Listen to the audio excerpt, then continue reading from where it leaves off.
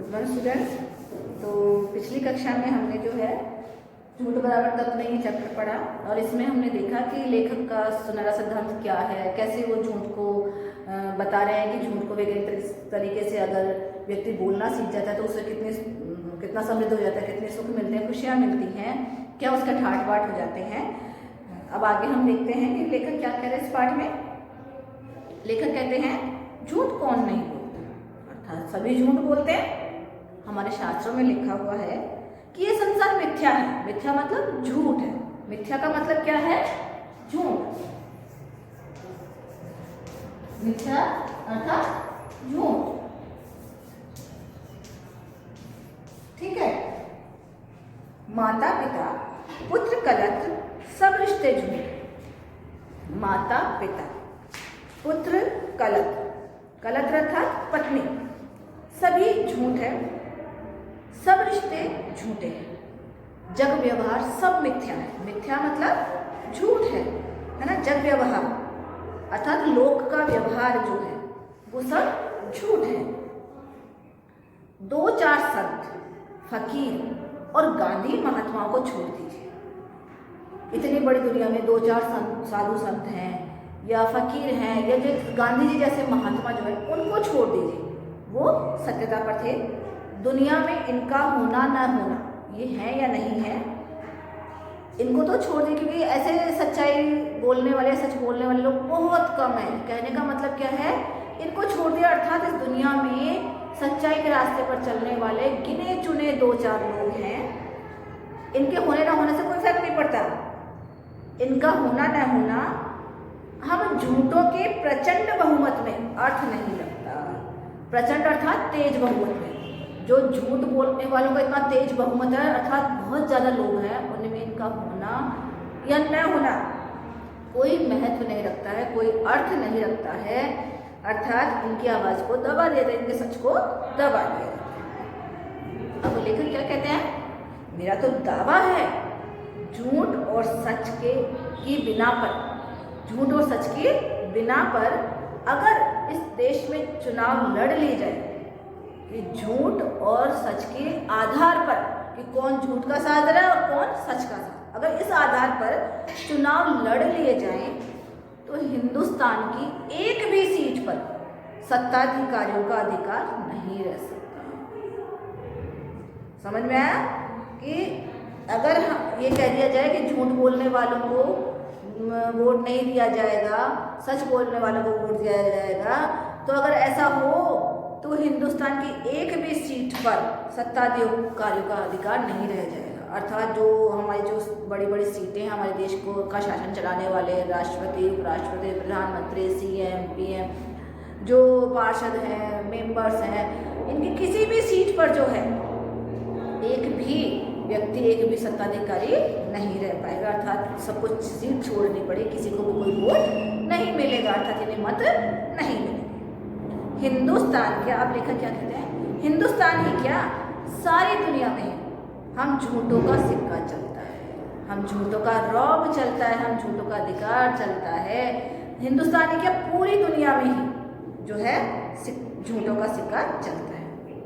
और वह दिन दूर नहीं जब धरती के एक छोर से लेकर, वह दिन दूर नहीं जब धरती के एक छोर से लेकर दूसरे छोर तक, अर्थात एक किनारे से लेकर दूसरे किनारे तक, एक सिरे से लेकर दूसरे सिरे तक, हर जगह, हर कोने में, हर जगह हमारी मजबूत सरकारें कायम हो जाएंगी। लेखक क्या कहते हैं कि अब वो दिन दूर नहीं है जब दुनिया के एक कोने से लेकर दूसरे कोने तक, एक सिरे से लेकर दूसरा, अर्थात पूरी दुनिया में ऐसी कोई जगह नहीं बचेगी जहां हमारी मजबूत सरकार, अर्थात झूठ बोलने वालों की, झूठे लोगों की मजबूत सरकारें कायम हो जाएंगी। अर्थात चारों तरफ झूठ का बोलबाला होगा, जो गिने चुने सच्चाई पर आधारित लोग हैं वो भी खत्म हो जाएंगे, वो भी दूर हो जाएंगे।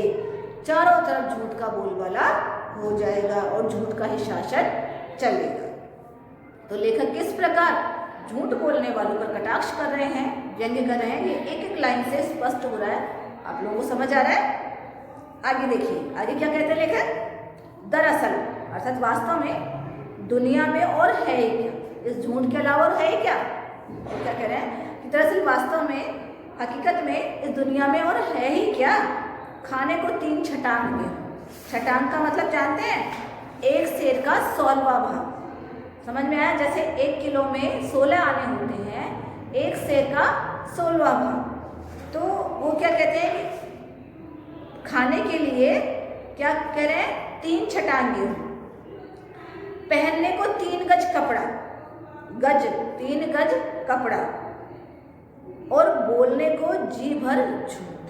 क्या कहा लेखक ने कि दुनिया में और है ही क्या? खाने को 3 छटांग, थोड़े से गेहूँ, पहनने के लिए थोड़ा सा कपड़ा, और बोलने के लिए जी भर कर झूठ। अर्थात बोलने का तो कोई कंट्रोल ही नहीं है। बोल तो व्यक्ति कितना भी सकता है, खाएगा तो उतना ही जितना उसके पेट में समाएगा, और पहनेगा भी उतना ही जितना उसका तन ढकेगा। ठीक है, तो खाने की भी लिमिट है, पहनने की भी लिमिट है, लेकिन झूठ बोलने की कोई लिमिट नहीं है, कोई सीमा नहीं।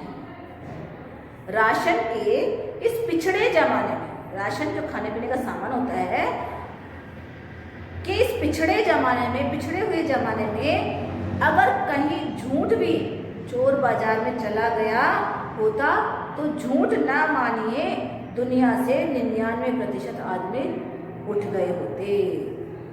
क्या कहा गया कि राशन के इस पिछड़े जमाने में अगर झूठ कहीं भी चोर बाजार में चला गया होता, अर्थात वहाँ बिगड़ा होता, तो झूठ न मानिए, अर्थात ये सही है कि दुनिया से 99% आदमी उठ गए होते। अर्थात अगर झूठ की कोई चोरी कर रहा होता, झूठ को हटाया जाता, कुछ ही लोग बोलते, तो दुनिया में 99% लोग जो है दूर हो जाते, वो खत्म हो जाते। अर्थात दुनिया में जो है 99% झूठ का बोलबाला है, झूठे लोग हैं, झूठे शान पर चलने वाले लोग हैं। दुनिया का दस्तूर ही ऐसा, दस्तूर अर्थात नियम ही ऐसा है, परंपरा ही ऐसी है कि बिना झूठ के आपकी गाड़ी आगे नहीं बढ़ सकती। इस दुनिया की परंपरा ही ऐसी बन गई है, नियम ही ऐसा बन गया है कि बिना झूठ के हमारी गाड़ी आगे बढ़ ही नहीं सकती। अब हम क्या है कि हम चाहते हैं कि हम सच बोलें, झूठ ना बोलें, किंतु क्या होता है कि हमें आगे बढ़ने के लिए, आगे जाने के लिए, हमें कोई भी काम करवाने के लिए झूठ का सहारा लेना ही पड़ता है। हम न चाहते हुए भी भ्रष्ट हो जाते हैं, रिश्वत देते हैं, क्योंकि इसके बिना हमारे कोई काम ही नहीं करता है। किसी भी महकमे में चले जाओ, किसी भी विभाग में चले जाओ, छोटे छोटे कामों के लिए जो लोग हजारों रुपए की तनख्वाह लेते हैं, 200-200 रुपए की रिश्वत के लिए जो है वो काम को अटका देते हैं, काम नहीं करेंगे, अखड़ता से पेश आएंगे, लोगों से बात सीधे मुंह नहीं करेंगे और उनको चक्कर लगवाते रहेंगे, और जैसे ही उसने पैसे दिए उसका काम तुरंत कर देते हैं। तो ये व्यवस्था ही लोगों ने ऐसी कर रखी है, नियम ही इस दुनिया ने कुछ ऐसा बना रखा है, परंपरा ही ऐसी बना रखी है कि लोग ना चाहते इस झूठ की राह पर लोगों को चलना पड़ता है, अन्यथा उनकी गाड़ी जो है, उनका जो आगे बढ़ना है वो रुक जाता है, वे अपने काम आगे कर ही नहीं पाते हैं और मजबूर होकर उन्हें इस रास्ते पर चलना पड़ता है। अब वो क्या कह रहे हैं लेकिन, जिस तरह चटनी के बिना भोजन में चटकारा नहीं होता। चटनी क्या होती है? तेज तीखे मसालों की चटनी होती है, उसके बिना भोजन में चटकारा नहीं आता, स्वाद नहीं आता। रूप भी, सुंदरता भी बिना यौवन किरकिरा होता है। अर्थात जो सुंदरता होती है बिना जवानी के किरकिरी होती है, अर्थात नीरस होती है, उसमें कोई आनंद नहीं होता है। इश्क बिना शायरी फीकी लगती है। इश्क कौन? मोहब्बत, प्रेम, जो स्नेह जो है बिना शायरी के, बिना आवाज़ के, बिना गीत के, संगीत के फीकी लगती है। उसी तरह बिना झूठ के भी कोई ज़िंदगी है। जिस तरह रूप के बिना, रूप यौवन के बिना किरकिरा लगता है, चटनी के बिना भोजन किरकिरा होता है, इश्क बिना शायरी के फीका, उसी प्रकार यह जीवन जो है बिना जिंदगी के, बिना झूठ के कोई ज़िंदगी नहीं होती। कि जो झूठ ना बोले, झूठ का सहारा ना ले, उसकी कोई ज़िंदगी नहीं, उसका कोई जीवन नहीं होता। कैसे कैसे एग्जाम्पल दिए लेखक ने, समझ आ रहा है आप लोगों को कि बिना झूठ के कोई ज़िंदगी नहीं होती। क्या ये सच है? क्या हम ये सब मानते हैं? नहीं है। हमें कोशिश ये करनी चाहिए कि हम झूठ ना खुद बोले, ना किसी और को बोल ले। लेकिन कहते हैं ना कि अकेला चना पहाड़ नहीं फोड़ सकता, अकेले के करने से पूरी युवा पीढ़ी मिलकर अगर ऐसा कदम उठाती है, ऐसा करती है, सभी लोग मिलकर जब समाज के अंदर ऐसा चाहें, तो ही हम झूठ की जड़ें जो है उखाड़ सकते हैं और आगे बढ़ सकते हैं, सच्चाई को स्थापित कर सकते हैं। अभी क्या कह रहे हैं आगे पैराग्राफ में, पेज नंबर 101 पर, यह बिल्कुल झूठ बात है, यह बिल्कुल झूठ बात है कि झूठ बोलने वाले मर जाया करते हैं। यह बिल्कुल झूठ है कि झूठ बोलने वाले मर जाया करते हैं। हम कहते हैं कि झूठ बोलने वाले मरते हैं, अभी तो सुख पाले बाद में क्या मरेंगे, तो वो क्या कह रहे हैं कि नहीं, ये बिल्कुल झूठ है कि झूठ बोलने वाले मर जाया करते हैं। कम से कम 80 साल से ऊपर का हो गया हूँ, वो अपने लिए कह रहे हैं। अब लोग कहते हैं कि झूठ बोलने वाले जल्दी वाले, लेकिन वो कहते हैं कि मैं झूठ बोलता हूँ, ये सुना सिद्धांत मैंने अपना रखा है और कम से कम 80 साल का हो गया हूँ तब से हजारों क्या लाखों बार झूठ बोलने का सौभाग्य प्राप्त हुआ होगा, पर क्या मजाल मरे तो मेरे दुश्मन। वो क्या कहते हैं, मैंने हजारों नहीं लाखों बार झूठ बोले हैं, पर क्या मजाल, क्या हिम्मत किसी की कि मैं मर जाऊं, मरे तो मेरे दुश्मन मरे, मैं क्यों मरूं। यहाँ तो सिर में दर्द तक नहीं हुआ, लेखक क्या कह रहे हैं कि यहाँ तो सिर में दर्द तक नहीं हुआ, कोई बीमारी, बड़ी बीमारी तो क्या, मेरे तो सिर में आज तक दर्द तक नहीं। आपसे कहता हूँ कि अपने बच्चों की जन्मदात्री तक से शायद भूलकर भी झूठ सच नहीं बोलता। वे खुद क्या कह रहे हैं, मैं तो अपने बच्चों की जन्मदात्री अर्थात अपनी पत्नी तक से भी शायद कभी भूलकर भी सच नहीं बोलता हूँ, अर्थात उससे भी हमेशा झूठ ही। लेकिन इस पर भी दावा यह है, उस पर भी क्या दावा है कि आज तक मुझे किसी ने सरेआम झूठा बताने का हौसला नहीं किया। इतनी हिम्मत रखता हूँ, इतनी ताकत रखता हूँ, इतना झूठ बोलने के बाद भी, लाखों झूठ बोलने के बाद भी इतनी ताकत रखता हूँ, इतना अधिकार रखता हूँ, इतनी हिम्मत रखता हूँ कि आज तक सरेआम मतलब सामने, मेरे सामने किसी में इतनी हिम्मत नहीं है कि जो मुझे झूठा कह सके, मुझे झूठा साबित कर सके। आगे पैराग्राफ में देखिए क्या लिखा है, लेखक क्या लिखते हैं, आप झूठ बोलिए और फिर बोलिए, क्या बोलिए, लेकिन भाई मेरे तनिक सफाई से। वो क्या कहते हैं, आप झूठ बोलो लेकिन बहुत सफाई से बोलो कि झूठ आपका पकड़ा जाए। इसी को दुनियादारी कहते हैं और इसी में सफलता छिपी है। इसी को तो दुनियादारी कहते हैं, सफाई से झूठ बोलने को ही, और इसी में दुनियादारी छुपी है। झूठ बोलना भी एक कला है, एक हुनर, एक महान आर्ट है। इसकी महानता के आगे चित्रकारी के रंग फीके होते हैं।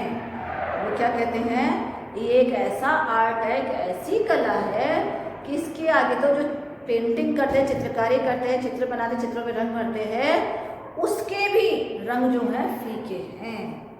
संगीत का स्वर बेसुरा है, इस झूठ बोलने वाली कला के आगे तो संगीत का स्वर भी बेसुरा है, रसहीन है, और कविता के छंद निरर्थक हैं, बिना अर्थ के हैं। छंद जो है कविताओं में प्रयोग किए जाते हैं, तो बंदी जो की जाती है वो भी आपके कोर्स में नहीं है, वो 11th-12th में आते हैं। तो जो कविता में जो सौंदर्य स्थापित करने के लिए, उसमें राग प्रकट करने के लिए जिन शब्दों का, जिन कलाओं का प्रयोग उन्हें छंद कहा जाता है, तो वो क्या कह रहे हैं कवि कि झूठ बोलने के बराबर जो है, झूठ बोलने की जो कला है, वो उसके आगे तो छंद भी निरर्थक है। कविता में जो छंद प्रयोग किए जाते हैं उनका भी कोई अर्थ नहीं है, वे भी अर्थहीन है। अब क्या कहते हैं, वे कह रहे हैं कि लोग कहते हैं कि जिसने सत्य को पा लिया, लोग क्या कहते हैं कि जिसने सच को पा लिया उसने परमेश्वर को पा लिया, उसने ईश्वर को पा लिया, परम ईश्वर को, भगवान को पा लिया। लेकिन ये बात एकदम गलत है। लेखक क्या कह रहे हैं, ये एकदम गलत है। बात सही यह है कि जिसने झूठ को पा लिया उसका कुछ और पाना शेष ही नहीं रहा, अर्थात उसने तो सब कुछ पा लिया। जिसने झूठ को पा लिया उसने तो सब कुछ पा लिया, उसके लिए तो और कुछ पाना कुछ बचा ही नहीं है। झूठ परम तत्व है, परम तत्व अर्थात ईश्वर है, अंतिम सच है, अजर अमर है, ना तो कभी बूढ़ा होता है और ना ही कभी मरता है, जो कभी मरता नहीं है, अजर अमर है, निर्विकल्प है, जिसका कोई विकल्प नहीं है, जो बेजोड़ है, अनुपम है, संपूर्ण जगत में व्याप्त, पूरे जगत में फैला हुआ है, समाया हुआ है, भेद अभेद से परे है, भेद और अभेद से दूर है। ऐसा झूठ का बोलबाला है, ऐसा झूठ का प्रभाव है। ये तो जो लोग कहते हैं ना कि जिसने सत्य को पा लिया उसने परमेश्वर को पा लिया, उसके लिए और कुछ नहीं पाना चाहिए, ये सब गलत। लेखक क्या कहते हैं, ये सब तो गलत है, बकवास है। जबकि सच तो यह है कि जिसने झूठ को पा लिया उसने सब कुछ पा लिया, उसके लिए और कुछ भी पाना बचा नहीं है और उसको कुछ भी पाना शेष नहीं रहा है। झूठ परम तत्व है, अजर अमर है, निर्विकल्प है और संपूर्ण जगत में पूरी दुनिया में फैला हुआ और अभेद अभेद से परे है।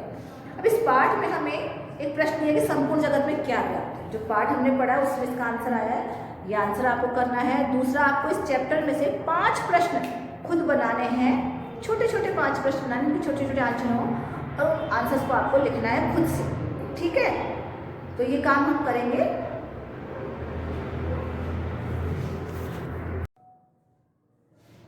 अब आगे देखिए, आगे लेकर क्या कहते हैं,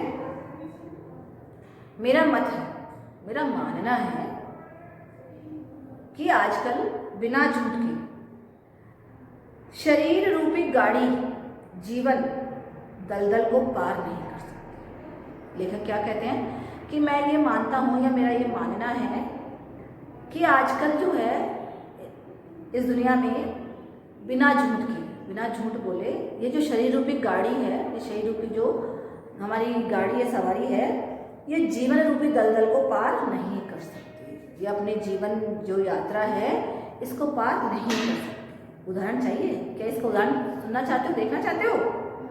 तो क्या कहते हैं, तो मान लीजिए आप किसी दफ्तर में बाबू हैं, आप किसी दफ्तर में क्लर्क हैं, बाबू हैं।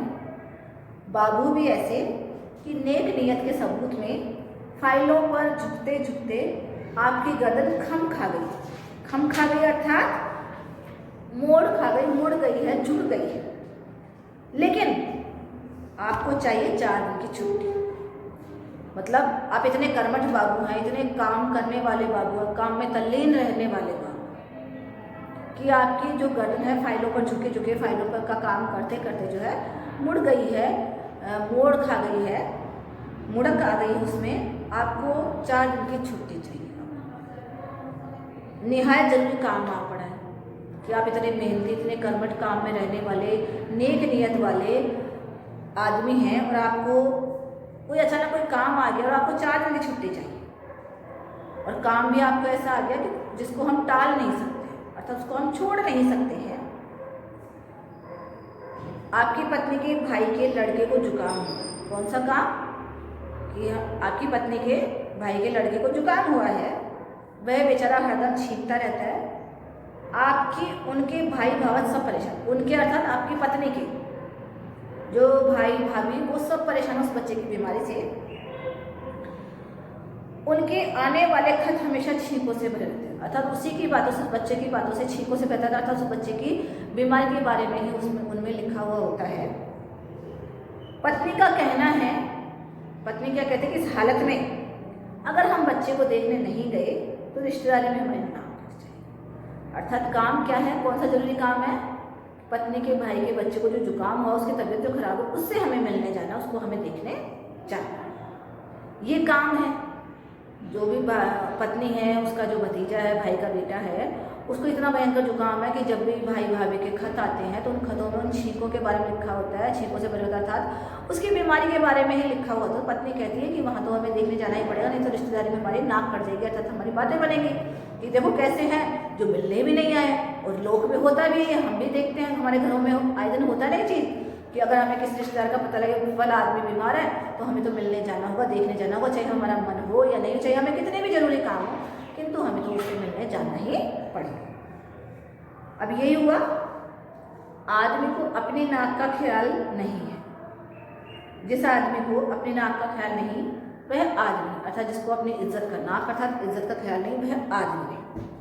लेकिन आदमियत के इस सच्चे मसले को अपनी अर्जी में लिखकर बड़े बाबू को भेज कर दो। देखिए, अर्जी अर्थात अपनी एप्लीकेशन में, अपने प्रार्थना पत्र में छुट्टी लेने के लिए अपने से सीनियर अफसर जो होता है, बड़ा बाबू जो होता है, उसको लिख कर तो देखो, क्या वो तुम्हें छुट्टी दे देगा 4 दिन की?